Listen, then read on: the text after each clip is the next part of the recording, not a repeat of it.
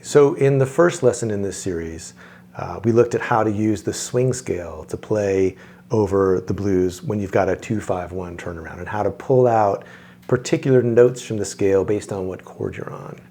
And in this lesson, I want to get a little further into this idea of how you can play over the 2 to 5 to 1 part of the chord progression, the turnaround in the last 4 bars, without actually playing through the 5 chord.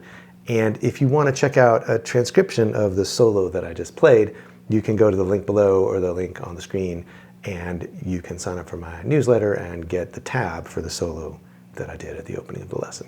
So what we're going to look at is just a few more specific ways to play through the 2 to the 5 to the 1. And the basic idea is that when you get to the 2, and we're using this collection of notes here that I'm calling the swing scale, which you can go back and check out that first lesson if you want. The idea is that when you get to the 2 to the 5, and then you're resolving back to the 1, the first idea is that rather than spelling out the 5 chord, you can play B-flat blues licks. We're doing a blues in the key of B-flat in this case.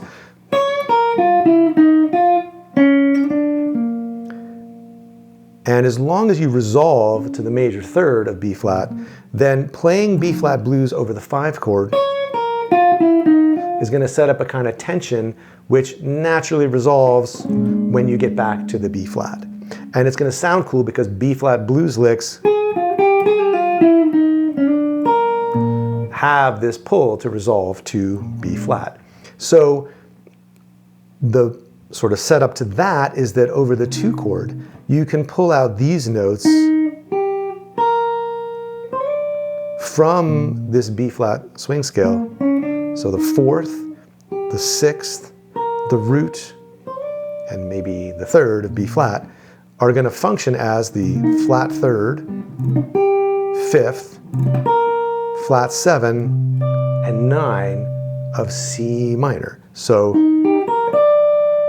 the basic skeleton of what we're doing is get to the C minor 7, play these sounds, get to the 5, play these sounds, get to the 1, resolve. So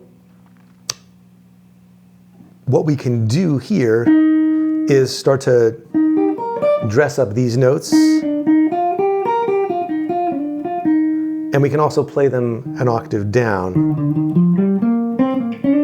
So here's 3, 5, flat 7, and 9 of C minor here, and now here it is over here also, flat 3, this is the flat 3, 5, flat 7, and 9 of C minor down an octave.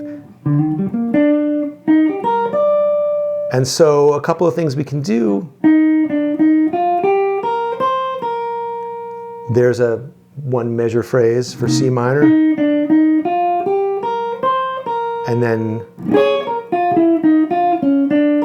there's a descending blues lick. Now you could play brighter too, to the major 3rd. So you're coming down, playing the flat 5, there's another blues note. So it's a fluid idea, like the blues always is. Like there's always this, you could play flat 3, you could play flat 3 as a sound into the major 3rd. Now we could also play the same idea an octave down.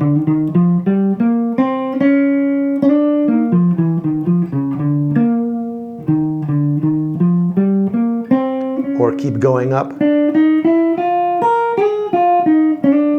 So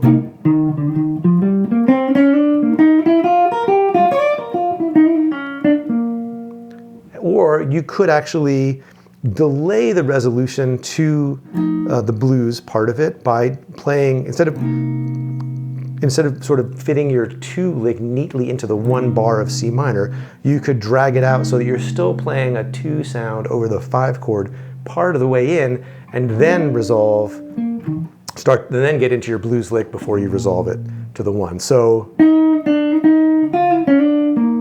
there's actually kind of resolving it to the 1, and then going back to the 2, and now the blues,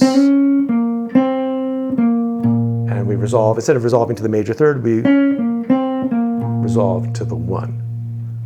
So as far as integrating these sounds into your playing, I don't think it's a bad idea to learn a couple of few licks like this note for note, and then start to kind of turn them around and see where else you can go. Like if you learn a lick,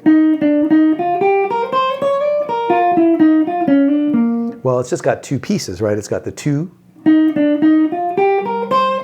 and it's got the blues lick. So the first thing you can do is just try to swap in a different blues lick.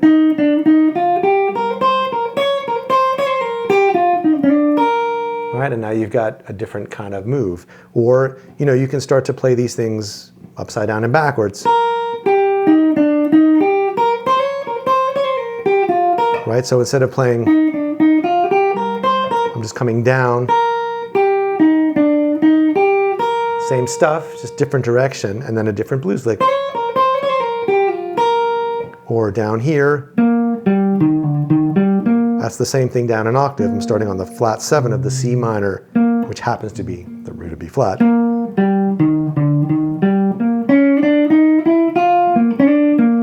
Right? So experiment with these, try to get a couple of specific ones under your fingers, and then go see if you can mix and match, and then, you know, put on a jam track and try to drop them in when you get to bar 9, and see if you can sort of play them, you know, under fire, when you're actually having to get them, you know, play them in time when the chords are going by.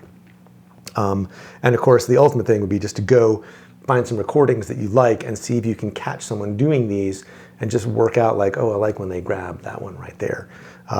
So anyway, again, if you want to get the transcription of the opening solo, go sign up for my newsletter and get that tab. And hope you have fun working on this lesson, and I'll see you next time.